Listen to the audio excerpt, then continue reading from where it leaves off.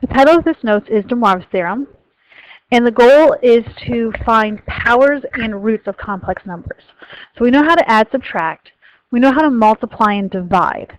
So the next operations are exponents, so z to the second power or third power, and then also radicals, the square root of z, which is equivalent to the half power. That's called the nth root. So how do I find powers of a complex number? So this is a theorem that came from a dead white guy named DeMoivre. And the theorem says that if you're going to take the complex number z to the nth power, you're going to raise the modulus r to the same exponent, and then you will multiply the argument by n. It's important to remember that your final argument must be between 0 and 360 if you are in degrees, or 0 and 2 pi if you are in radians. This is going to be less than.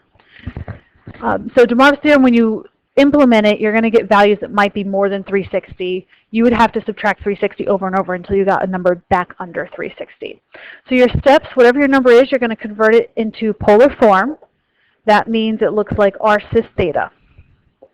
So as a reminder, what we did in class, we have two formulas. The formula to get it into r is you do x squared plus y squared, and the formula to get it into theta is inverse tangent of y over x. And again, another reminder, when you do inverse tangent in your calculator, it only gives you the correct answer in the first quadrant, so you don't need to change it. But if you're in the second or third quadrant, you need to add pi. If you're in the fourth quadrant, you need to add 2 pi. If you're in degrees, you'll add 180 in the second and third quadrant, and 360 in the fourth. That's important. Once you're in polar form, you're going to apply DeMoivre's theorem, and then you'll simplify. So for example, if you get a number greater than 360, you need to subtract 360. So let's say we have a polar number, let's say -5 plus I. And we want to take that number to the, let's do to the 5th power. So first I want to put this number into polar form. So the radius of this number, I'm going to use that radius formula, is going to be the square root of 26. And then the theta value in my calculator, let's do degrees. I'm going to do y over x. So in my calculator, let's see what I get. So I'm going to be in degree mode, and I'm going to find the inverse tangent, make sure it's inverse, of 1 over -5. Now, if I were to plot that, that's -5 on the real and 1 on the imaginary. So I'm going left and then up on my graph. That's in quadrant 2. So I need to add 180 to that. I'm just going to round out to a 10th. So we're going to call that 168.7 degrees.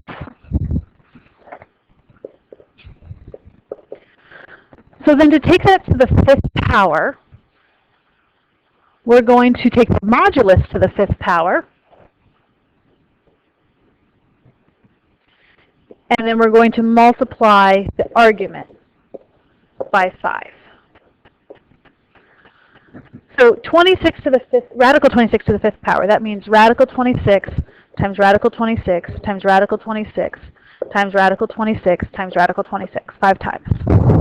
The first two, when you multiply radical 6 times 26, you get 26. The next two, when you multiply radical 26 times radical 26, you get 26. And you have a radical left over. So in my calculator, I need to find out what is 26 times 26. So I'm getting 676 with a radical left over. So I can leave that as 676 times radical 26. All right, then I'm going to multiply 5 times 168.7. And I'm going to get 843.5. That's the correct angle, but you're not allowed to write your answer with an angle over 360. So I need to find the coterminal angle between 0 and 360. So I'm just going to subtract 360 a couple times until I get a number under 360. And we get 123.5 degrees. So that's how you do exponents with complex numbers. Besides exponents, we also need radicals, square roots, cubed roots. So how are we going to do that? We're going to use something called the nth root theorem. DeMoivre did not get the credit for this one. It's called the nth root theorem, so probably not discovered by a dead white guy, because if it was, it might get his name. So this is a lot of text. It's really intimidating. Don't worry about jotting this down. Focus on what it's saying. So it's saying if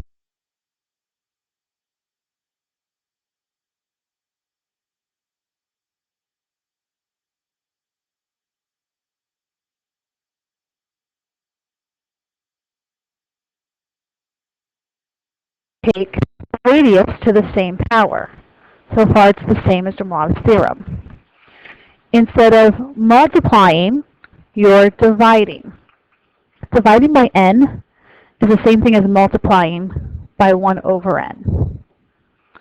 So it actually is the same thing as DeMoivre's theorem. It's showing that fractions and whole numbers get the same treatment. So this here in blue, this is what you need in your notes. And then this case stuff, all that's saying is that you might need to add to get a number. And you want to be careful here because you can't just add by 360. You're going to have to add by 360 over n. We're going to save the example for this for class. So you're going to end your notes here, and we'll pick up with this in class.